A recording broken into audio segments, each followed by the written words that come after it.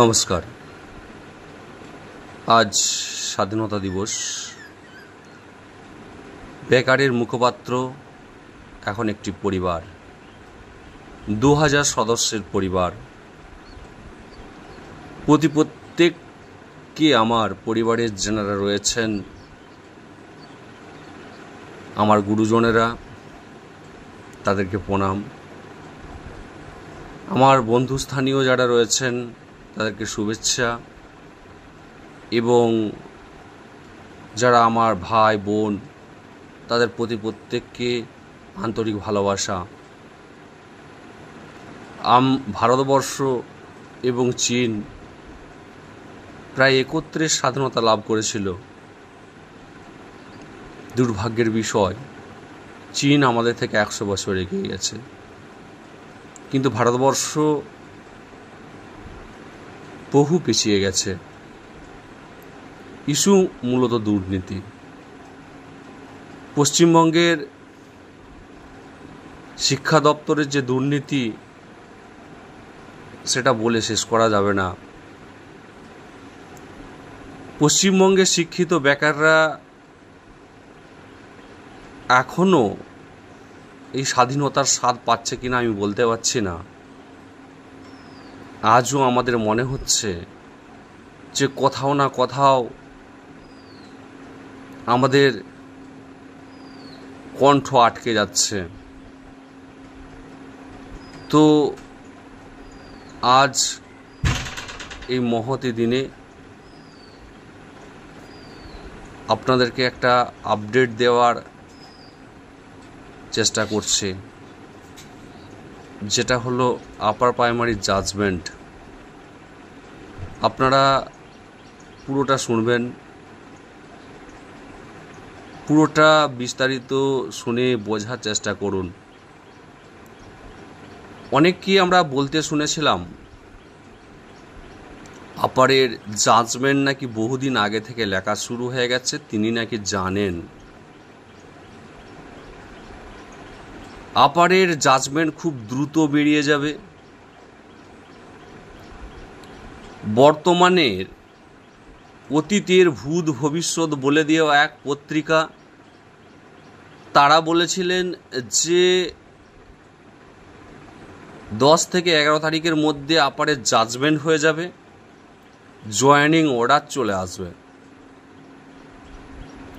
তো আমি প্রথম থেকেই বা বেকারের মুখপাত্র থেকে প্রথম দিন থেকেই বলে আসছি যে একটা বৃহত্তর মামলা, বহুদিনের সমস্যা, বিচারপতি মহোদয়কে নোট ডাউন করতে হচ্ছে এবং সেটা বিস্তারিত পড়াশোনা করতে হচ্ছে এবং সেটা নিয়ে চিন্তা ভাবনা করে একটা রায়দান হবে। সেটা আগস্টের শেষ বা সেপ্টেম্বরের প্রথম। এই কথাটা আমি বহুদিন থেকে বলে আসছি। যারা বেকারের মুখপাত্র চ্যানেলটি আপনারা দেখছেন, তারা নিশ্চয়ই উপলব্ধি করতে পারবেন। আমি কিন্তু প্রথম থেকে এ কথা বলছি। আমরা আবেগ দিয়ে অনেক কথাই বলতে পারি যে বেকারদের যন্ত্রণা, দুর্দশা মুক্তির জন্য দ্রুত রায়দান হোক, আমাদের সমস্যার সমাধান হোক।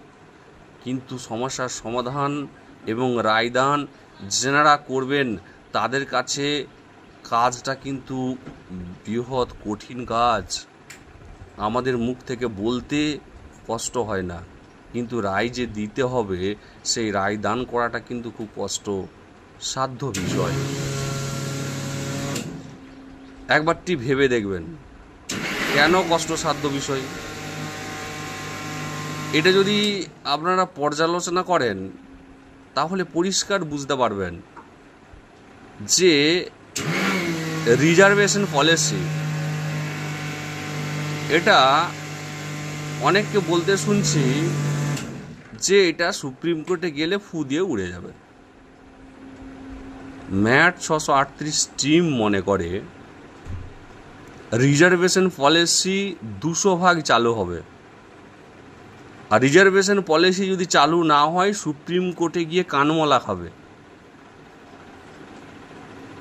কারণ হচ্ছে এই সওয়াল জবাবটা দুজন ব্যারিস্টার হাইকোর্টের তেনারা মেনে নিয়েছেন। মনে রাখবেন, বিকাশবাবুও সুপ্রিম কোর্টে সওয়াল করে, জয়ন্তবাবুও সুপ্রিম কোর্টে সওয়াল করে।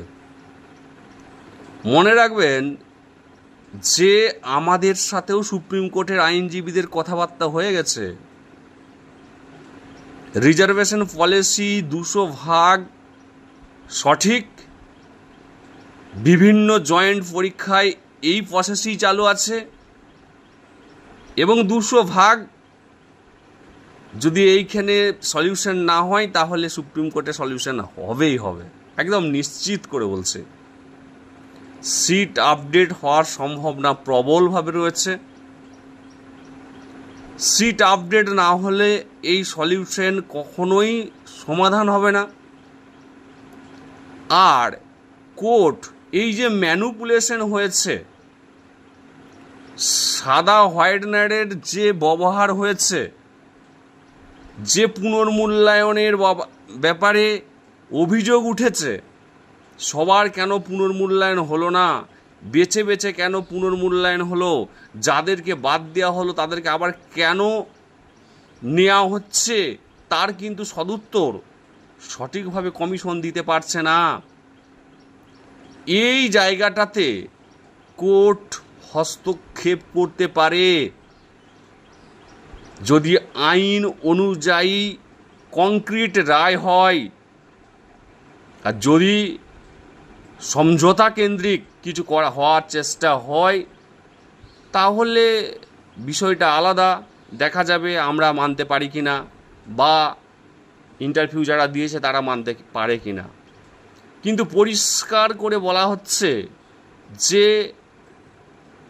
ম্যাট 638 সম্পূর্ণ আশাবাদী যে কি রায়টা আমাদের ফেভারে যেতে চলেছে, এবং সেটা ক্যাভিয়েট দাখিল করে রাখার পরিকল্পনা আমাদেরকে নিতে হচ্ছে। আমাদেরকে সুপ্রিম কোর্টে যেতে হবে না, সুপ্রিম কোর্টে যাবে কমিশন, যেটা ইন্টারভিউ দেওয়া ক্যান্ডিডেটরা বারবার বলছে আতঙ্কের কিছু নেই, আমাদেরকে যেতে হবে না, কমিশন নিজে যাবে। তাহলে কমিশন যাবে কেন? কমিশন ভালো মতোই বুঝে গেছে যে রায়টা তাদের বিপক্ষে যেতে চলেছে। আর যারা বলতো যে অর্ডার কপি বহুদিন আগে থেকে লেখা হয়েছে, তাদেরকে বলছি অর্ডার কপি এ লেখা শুরু হয়েছে।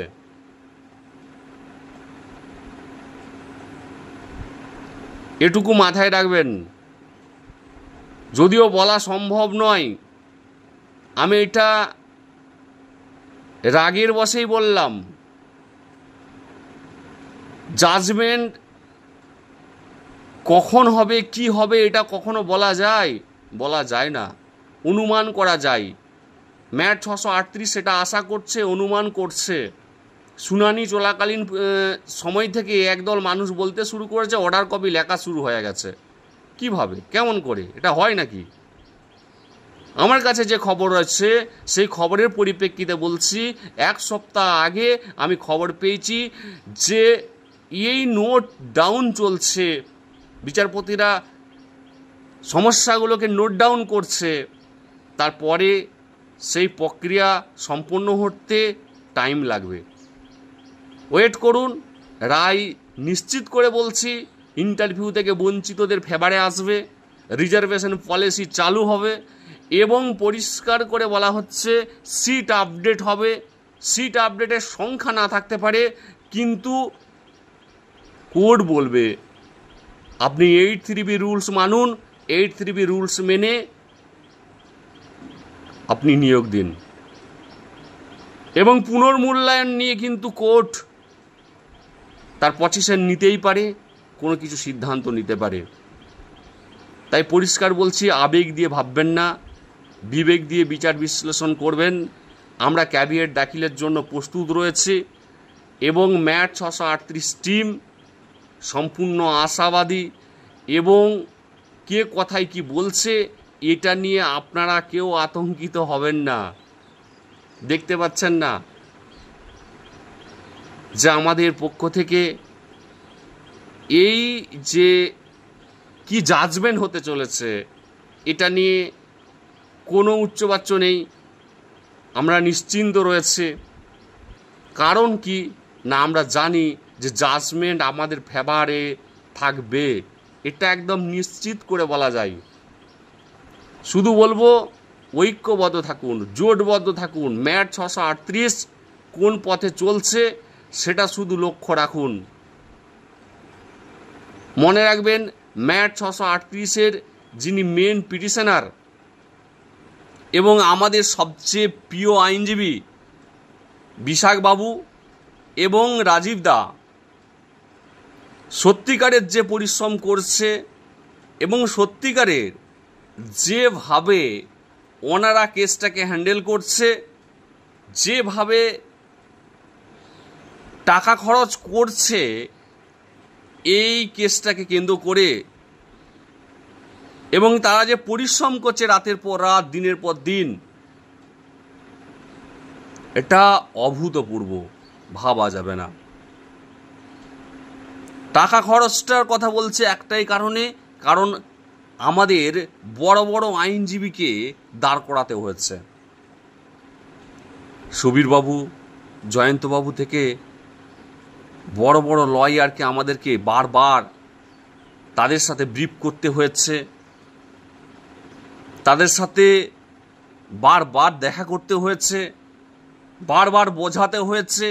যত বড়ই আইনজীবী হোক না কেন, কোর্টের কাছে সে কিন্তু যে কোনো সময় পরাস্ত হতে পারে।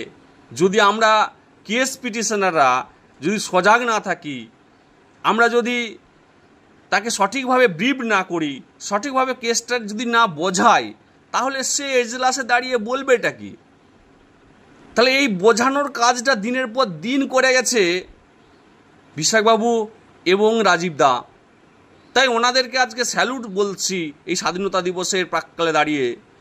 আপার প্রাইমারি জাজমেন্ট যদি ইন্টারভিউ থেকে বঞ্চিতদের ফেভারে আসে, বা পরবর্তী যে লড়াইয়ের ক্ষেত্রে যদি আমাদেরকে লড়তে হয়, তাহলে ইন্টারভিউ থেকে বঞ্চিতদের বলবো যে আপনারা সকলে ম্যাট 638-এর সাথে যুক্ত থাকবেন এবং সন্ধান রাখবেন যে ম্যাট 638 কোন পথে যাচ্ছে, কিভাবে যাচ্ছে। তাদের সঙ্গে থাকায় আমার সবচেয়ে বড় বেস্ট হবে। আর যদি আপনি চাকরি পান এই হাইকোর্টের রায়ে, তাহলে মনে রাখবেন সেটা কোনো মঞ্চ নয়, সেটা কোনো কারো ক্ষমতায় নয়, সেটা ম্যাট 638-এর যে আইনি লড়াই, তার জন্যে আপনি জবটা পাচ্ছেন, আপনি সুযোগটা পাচ্ছেন। আপনি স্বীকার করুন আর স্বীকার না করুন। এই 200-100 জনের হাততালি দেওয়া আন্দোলন, এতে কিছু হয় না। আন্দোলন কাকে বলে সেটা আরজিকর রাস্তা দেখাচ্ছে। এই ধরনের আন্দোলন যদি আমরা করতে পারি, সুযোগ্য নেতৃত্ব যদি আমরা দিতে পারি, তাহলে নিশ্চিত করে বলবো, তাহলে একদল যে বহু দিনের যে শিক্ষা দপ্তরের যে দুর্নীতিগ্রস্ত পরিকাঠামো, সেটা ভেঙে চুরে সাফ হয়ে যাবে। তাই আপারের জাজমেন্ট নিয়ে কেউ চিন্তা করবেন না। আপারের জাজমেন্ট ইন্টারভিউ থেকে বঞ্চিতদের ফেভারে যাওয়ার সম্ভাবনায় প্রবল আছে। এটা যদিও বলা যায় না, তবুও অনুমান সাপেক্ষ আমি যতটুকু বিশেষ সূত্র মারফত, আইনজীবী মারফত যতটুকু জানতে পারছি, ততটুকু বলছি যে আমাদের কোনো দুশ্চিন্তার কিছু নেই। একটু মাথায় রাখবেন, এই প্যানেল বাতিল হতে পারে, এই প্যানেল বাতিল হতে চলেছে, এই প্যানেল টিকতে পারে না। এক্ষুনি হয়তো গালিগালাজ দেওয়া শুরু হয়ে যাবে। তার জন্য আমার কিছু করার নেই, কিন্তু বলছি যে এই প্যানেল থাকবে না, এই প্যানেল নিশ্চিন্তে উড়ে যাবে। শুধুমাত্র সময়ের অপেক্ষা। ভালো থাকুন।